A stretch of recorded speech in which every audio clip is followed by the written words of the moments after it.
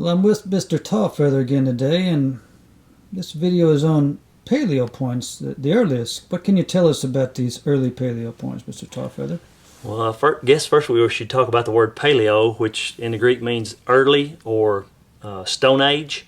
And this definitely is points from the Stone Age. This was before the discovery of metal. Of course, the American Indian learned to use copper and silver, just like in the European countries and Asian countries. But this was before the discovery of metal, so we're definitely talking about Stone Age. Clovis, this point here is a Clovis point.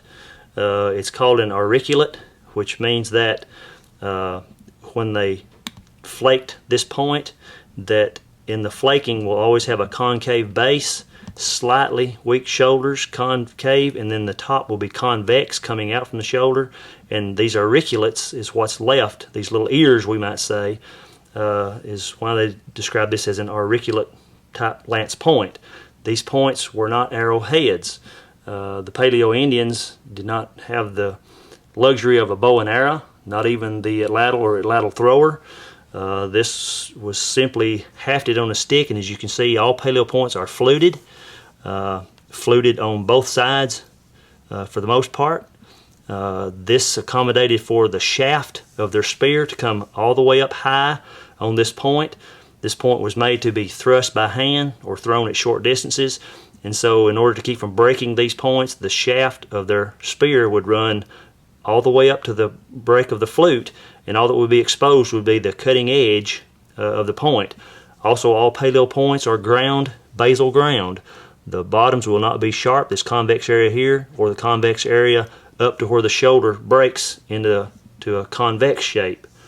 Then you also have Cumberlands. Cumberlands, also found in the southeast. They are always fluted from base to tip on both sides. As you can see, this point has suffered some damage, tip fracture damage, has been fractured back from the tip. They also will always be basal ground. This will be a very dull, where they've ground it off to keep from cutting the lash where they tie it onto their shaft. Also will be heavily ground all the way up again to the shoulder, to the convex area of the point. And the way you can tell the difference between Clovis and Cumberland is you can see the shape of the body, the base of this point.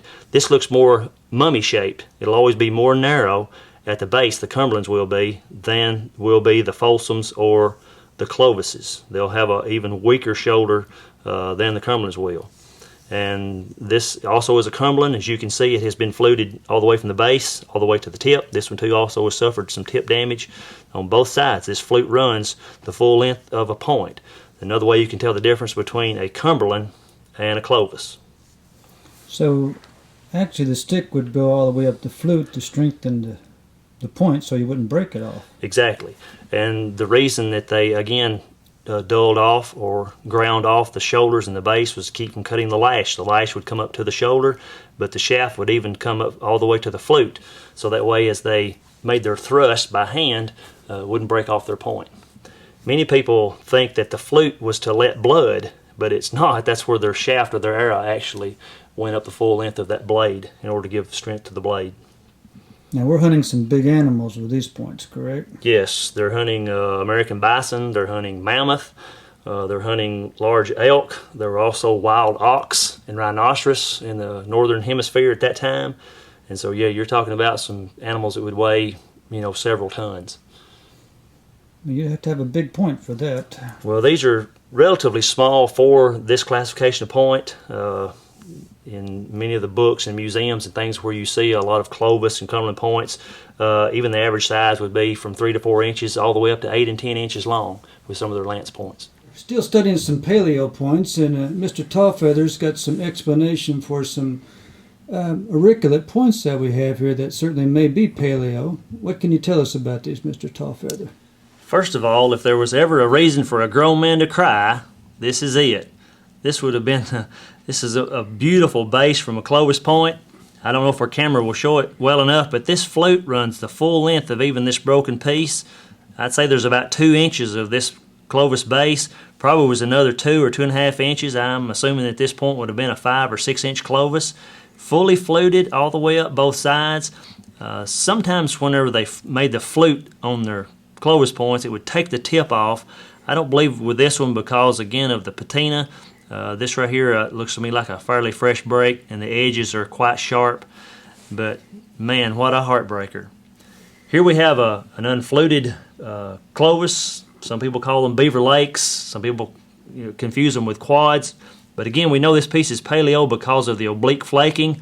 All these flakes run parallel to each other from one edge across to the other edge. This point has not been fluted, but it has been heavily ground up to this area. The hafting area of this point is definitely fluted, which is a good clue to it being Paleo. This piece here is very interesting. We think it to be a Paleo piece. Of course, it's quite rough, probably been reworked. But if you notice on this base, this kind of gives you a clue to this being a Paleo point that has not yet been fluted. If you can see the recurved edge of the base of this point, what they would do was they would weaken one side and leave this little piece of flint to one side and then weaken it at the corners and then take a billet and strike it from this edge, breaking off this weakened piece in order to make it flute down the center. Here's another Clovis point. It has been reworked. Looks to me like probably a knife. Again, you see the recurved edge of this piece on this side, where this side comes pretty much straight up. Again, it has been fluted up through the middle. Another reason you can tell it's been reworked, you can see the high median ridge where this point has been reflaked through time. And again, you have a flute from the base here up to about this point, and also this piece has been ground at the hafting area. Well, we want to thank Mr. Tallfeather for his information on these Paleo pieces.